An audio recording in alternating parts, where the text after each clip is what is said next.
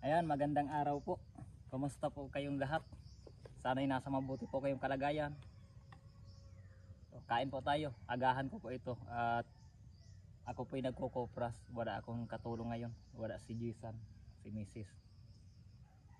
Magpapacheck up sa bayan, sa hospital ng bayan ng San Narciso. Hinatidan lamang niya ako kanina ng ano. Ito ang ulam ko po. Perinitong galunggong. Bali ulam namin kagabi. Tapos yung ulo nito sinabaw yung kalahati. Tapos itong buntot prinito para pa ngayong umaga. Tapos ang ating pinakang tubig ito, fresh buko. Grabe, sobrang liit po ng nakupra namin ngayon. Ito, ganyan karamihan. Tapos ito yung pinakamalaki. Kulang siyang kasyang-kasya lang yung maliit. O baka hindi pa po kayo kumakain, sabayan nyo na ako. May ulam pa konti.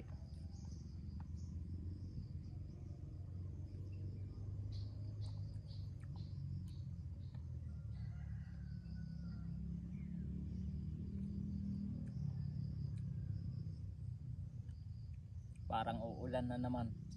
May bagyo kasi, parating na naman. May dalawang bagyo ata ng parating. Mag-ingat po tayo parati. Magdasal po tayo na sana hindi na makapamerwisyo ang bagyo. Malakas daw itong bagyo ngayon na si Pipito Kaya kailangan ko maluto na agad ito pag inabot ng ulan. Hindi mapapakinabangan po yan. Malulusaw yan pag inabot ng ulan. Pag nababad sa ulan ng matagal. Wala pa naman tayong bubong.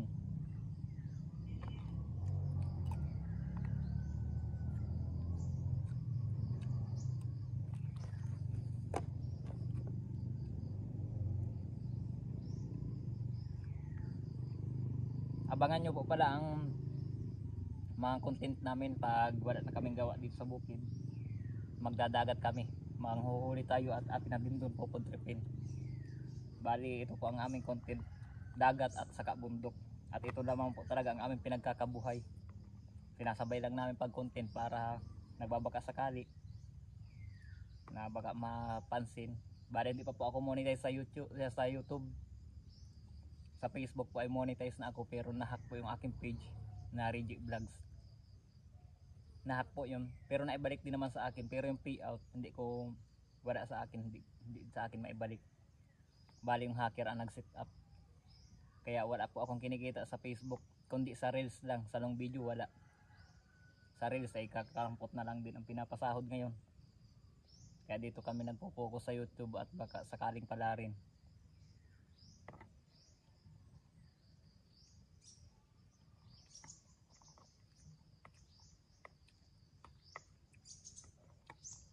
Maraming salamat po kung nandyan ka pa rin ngayon. Maraming salamat sa iyong suporta.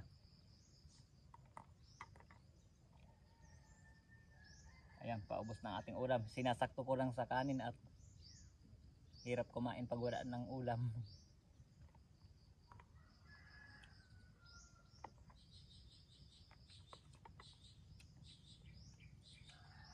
Hanggang dito na lang po muna. Abangan nyo po ang mga susunod naming gawa dito sa pagkukupra. Sana hindi kami abutin ng ulan. Kaya umagap ako ng punta dito kanina. Hindi pa ako nagkape. Ito, sabaw ng buko ang aking ininom agad. Tapos nagbiak na ako ng niyog para maluto na. Dinalhanda ako ni Jason ng kanin at ulam. Bye bye!